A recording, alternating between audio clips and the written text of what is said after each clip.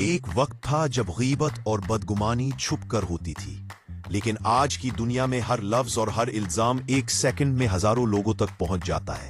Social media نے ہمیں ایک دوسرے سے جوڑا تو ہے، مگر اسی نے ہمیں ایک ایسے فتنے سے بھی دوچار کر دیا ہے جہاں ہماری زبان سے نکلنے والی ہر بات آگ بن سکتی ہے۔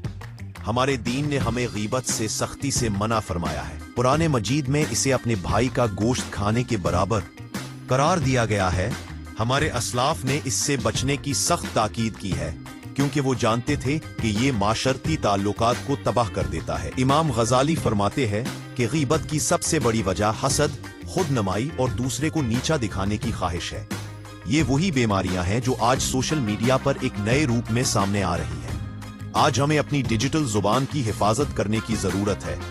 ہر چیز کو شیئر کرنے سے پہلے یہ سوچیں کہ کیا یہ سچ ہے، کیا یہ ضروری ہے، اور کیا اس سے کسی کی دل آزاری تو نہیں ہوگی۔ آئیے ہم سوشل میڈیا کی دیواروں پر غیبت کی بجائے محبت اور احترام کی بنیاد رکھیں۔